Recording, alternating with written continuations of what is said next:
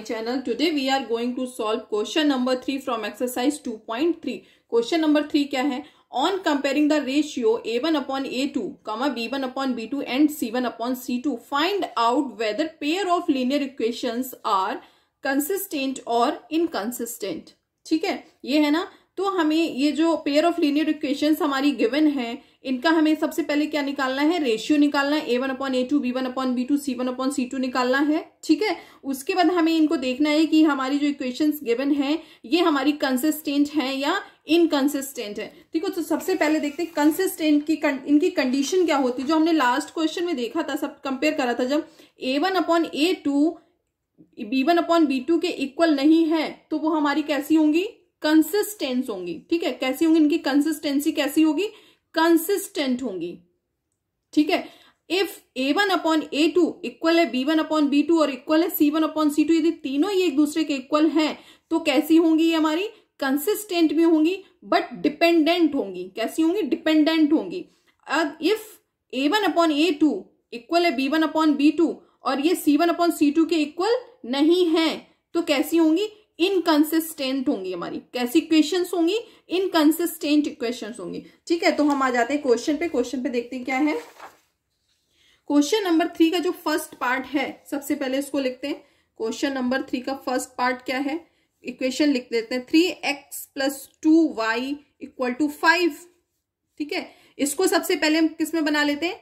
जो हमारा standard form होता है a1x plus b1x plus c1 equal to 0, a2x plus b2x plus c2 equal to 0, यही आपका होता है ना. ठीक है, तो इनको हम बना लेते हैं. इनको 5 को इधर लेके आ जाते हैं तो क्या हो जाएगा? 3x plus 2y minus 5 equal to 0. ये आपकी कोई इक्वेशन 1 बन गई. ठीक है, आपकी इक्वेशन 2 क्या है? 2x minus 3y equal to 7, यही है ना. ठीक है, तो 7 को भी इधर लेके आ जाते हैं तो क्या हो जाएगा? 2x minus 3y minus 7 equal to 0. ये आपकी कोई इक्वेशन 2 बन गई है. ठीक है, यहां तक है समझ में. अब यहां से देखिए हमें क्या निकालना है? a1 upon a2, b1 upon b2, c1 upon c2 निकालना है ना. तो यहां से देखिए a1 अपॉन a2 क्या हो जाएगा आपका? a1 आपका क्या? a1 की प्लेस पे 3 है. a2 क्या है आपका? 2 है. इक्वेशन नंबर 2 में a2 2 ही है ना, a2x. ठीक है, यहां से देखिए b1 अपॉन b2, b1 आपका क्या है? यहां से क्या है? b1 2 है, b2 क्या है? Minus 3. c1 upon c2, c1 आपका क्या है यहाँ पे? माइनस 5. इस इक्वेशन में देखिए माइनस 5 है ना, माइनस 5. c2 क्या है आपका? माइनस 7. ठीक है, तो ये देखिए इक्वेशन, क्या ये एक दूसरे के इक्वल आ रही है? ठीक है, तो यहां पे देखिए जो आपका a1 अपॉन a2 है, ठीक है, a1 अपॉन a2 ये आपका क्या है? 3 अपॉन 2 है. b1 अपॉन b2 क्या है? 2 अपॉन 3 है. तो b1 अपॉन b2 ये एक दूसरे के इक्वल है? नहीं है ना, क्योंकि a1 अपॉन a2 आपका क्या है? 3 है. b1 अपॉन 3 अपॉन 2 है. b1 अपॉन b2 क्या है? 2 अपॉन माइनस 3 है. यही है ना, तो ये दूसरे के इक्वल नहीं है ना. ठीक है, तो आपकी जब इक्वल नहीं होते थे तो कैसी इक्वेशंस होती थी? अभी क्या ये फर्स्ट वाली कंडीशन थी, a1 upon a2 b1 upon b2 के इक्वल नहीं है तो आपकी कैसे होंगे? कंसिस्टेंट होंगे. कैसे होंगे? कंसिस्टेंट होंगे. तो यहां पे लिख देते हैं इक्वेशंस हमारी कैसी हैं? कंसिस्टेंट है. ठीक है, कैसी है? कंसिस्टेंट है. तो आ जाते हैं क्वेश्चन नंबर 3 के सेकंड पार्ट को देखते हैं. ठीक है, सेकंड पार्ट क्या है क्वेश्चन नंबर 3 का? देखिए यहां से 2x minus 3y equal to 8. क्या है? 2x minus 3y equal to 8. यहां पे लिख लेते हैं 2x minus 3y equal to 8 है ना, तो लिख देती हूँ पहले. और ये सेकंड इक्वेशन क्या है आपकी? 4x minus 6y equal to 9. 4x minus 6y equal to 9, यही है ना. ठीक है, तो इसको 8 को इधर लेके आ जाती है तो क्या हो जाएगा? 2x minus 3y minus 8 equal to 0. ये इक्वेशन बन गई 1. इसको इधर लेके आते हैं तो क्या हो जाएगा? 4x minus 6y minus 9 equal to 0. Equation हो गई 2. ठीक है, अब यहां से दोनों इक्वेशन से निकाल लेते हैं. a1 अपॉन a2, यहां से a1 क्या है? 2 है. a2 क्या है? 4 है. ठीक है, यहां से देखिए b1 अपॉन b2, यहां से b1 क्या है? माइनस 3 है. b2 क्या है? माइनस 6 है. ठीक है, यहां से देखते हैं c1 अपॉन c2, ये क्या है, C1 क्या है -8 है, C2 क्या है -9 है, तो यहां से ही कट जाएगा तो कितना जाएगा 1/2। ठीक है, ये प्लस माइनस माइनस प्लस हो जाएगा और ये कट जाएगा, 3 2 6, तो ये भी कितना जाएगा 1/2। तो यहां से देखिए आपका A1/A2 इक्वल टू B1/B2, क्योंकि A1/A2 की जगह A1/2 है, B1/B2 तो ये दूसरे की इक्वल होगी। बट जो C1/C2 है वो इक्वल नहीं है ना, क्योंकि यहाँ पे क्या गिवन है हमारा, मैं वैल्यू पुट की दे रही, सॉरी, C1/C2 क्या 8/9, माइनस माइनस प्लस हो जाएगा 8/9। तो बस B1/B2 तो एक दूसरे के इक्वल है, बट C1/C2 इक्वल नहीं है। तो ये जब ये वाली कौन सी कंडीशन लग रही है आपकी, ये वाली लग रही है, A1/A2 equal to B1/B2 C1/C2 के इक्वल नहीं है, तो कैसी होंगी, इनकंसिस्टेंट होंगी। कैसी होंगी आपकी, इनकंसिस्टेंट होंगी। ठीक है, तो यहां पे लिख देते हैं कि हमारी इक्वेशंस कैसी हैं, इनकंसिस्टेंट।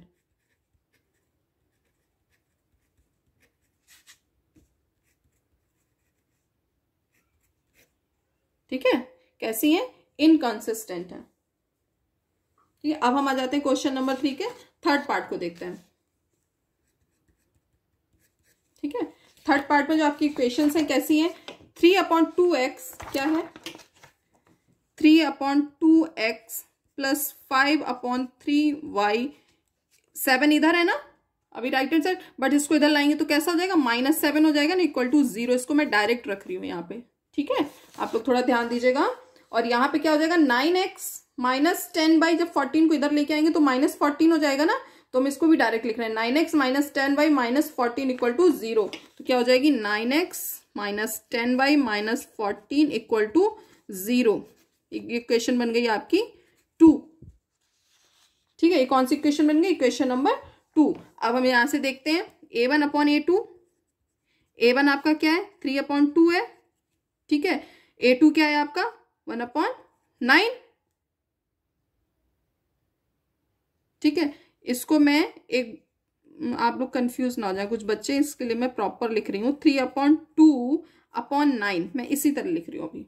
ठीक है, यहां से देखिए B1/B2 ये आपका क्या है 5/3/-10। ठीक है, यहां से जो C1/C2 है वो क्या है आपका -7/-14।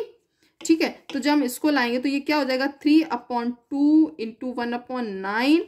ठीक है, इसको जब सॉल्व करेंगे A1/A2 ये क्या हो जाएगा 3 3 जा 9, तो हो जाएगा 1/6। इसको देखते हैं B1/B2 इक्वल टू 5/3 इंटू 1/10।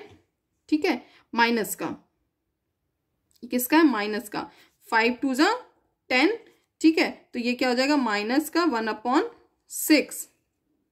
ठीक है, C1/C2 क्या हो जाएगा आपका 7 2 जा 14, तो ये जाएगा 1/2। ठीक है,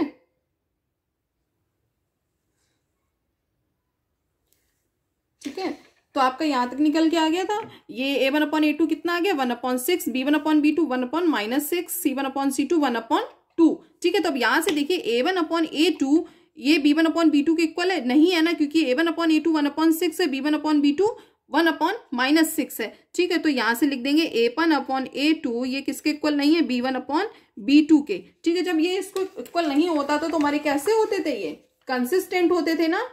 ठीक है, तो यहां पे लिख देते हैं कि इक्वेशंस हमारी कैसी होंगी, ये कंसिस्टेंट होंगी। कैसी होंगी, कंसिस्टेंट होंगी। ठीक है, इक्वेशंस कैसी होंगी, कंसिस्टेंट होंगी। अब आ जाते हैं क्वेश्चन नंबर 3 के फोर्थ पार्ट को देखते हैं। फोर्थ पार्ट क्या है हमारा, 5x माइनस 3y 11 अभी इधर है, इसको इधर लाएंगे तो माइनस का हो जाएगा, मैं डायरेक्ट लिखूंगी 5x minus 3y minus 11 equal to 0। क्या लिखेंगे, क्वेश्चन नंबर 4 क्या है 5x minus 3y minus 11 equal to 0। ठीक है, ये इक्वेशन बन जाएगी कोई आपकी 1। इक्वेशन 2 क्या बनेगी, -10x प्लस 6y। ठीक है, क्या बनेगी -10x प्लस 6y। ठीक है, प्लस 6y, 22 जब इधर आएगा प्लस का हो जाएगा, प्लस 22 इक्वल टू 0। ये इक्वेशन बन गई आपकी 2। ठीक है, अब यहां से क्या करेंगे, A1/A2 निकालते हैं। A1/A2 इक्वल टू कितना है, A1 यहाँ के पे कितना है आपका 5, A2 कितना है -10 है। ठीक है। यहाँ से b1 अपॉन b2, b1 आपका कितना है -3 है, b2 कितना है आपका 6 है ना, ठीक है। यहाँ से c1 अपॉन c2, c1 आपका कितना है -11 है, c2 आपका कितना है 22 है। तो इसको कट करेंगे, 5 2 जा 10, इसकी टेबल में आता है, तो ये कितना हो जाएगा 1 अपॉन -2, ठीक है। इसको कट करेंगे तो ये भी -1 अपॉन 2, ठीक है। इसको कट करेंगे तो ये भी -1 अपॉन 2 ही आएगा।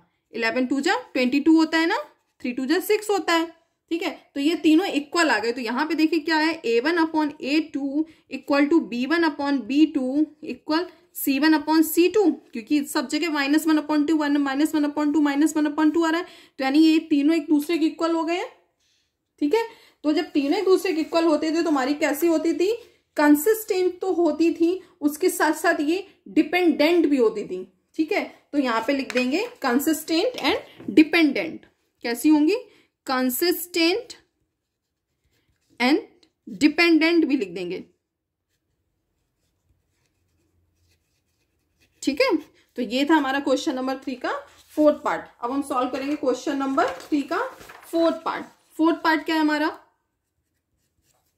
ठीक है। 4th पार्ट की क्वेश्चन लिख देते हैं, 5x, ठीक है, -3y जब 11 सॉरी 4th पार्ट हमारा हो गया, हाँ सॉरी 5th पार्ट करना है, सॉरी, ठीक है। 5th पार्ट देखते हैं, 4th तो कर लिया हमने। ये क्या है, 4 अपॉन 3x प्लस 2y, 8 को इधर लाएंगे कितने माइनस का हो जाएगा ना, इक्वल टू 0। ये हमारी कोई इक्वेशन 1, ठीक है। यहां से इक्वेशन 2 क्या है, हमें 2x प्लस 3y, जब 12 इधर आएगा तो माइनस का हो जाएगा, -12 इक्वल टू 0। ये आपकी होगी कोई इक्वेशन 2। यहां से निकाल लेते हैं a1 अपॉन a2, ठीक है। तो a1 अपॉन a2 क्या होगा, 4 upon 3 upon 2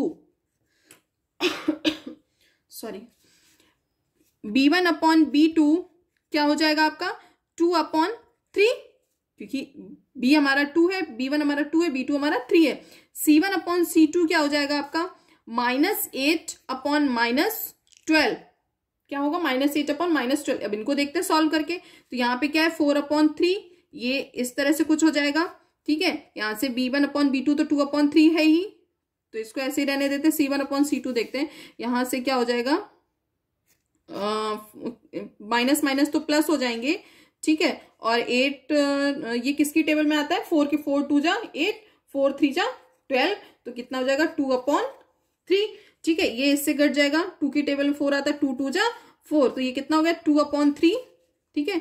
b1 upon b2 भी आपका कितना है 2 अपॉन 3 है, ठीक है। c1 अपॉन c2 भी आपका कितना आ गया था 2 अपॉन 3, ठीक है। जब ये फिर से तीनों इक्वल आ गए, ठीक है, तो कौन सी कंडीशन होगी, यहां लिख देते हैं a1 upon a2 equal to b1 upon b2, ठीक है, इक्वल c1 अपॉन c2। जब ये इक्वल होते थे तीनों तो हमारा क्या होता था,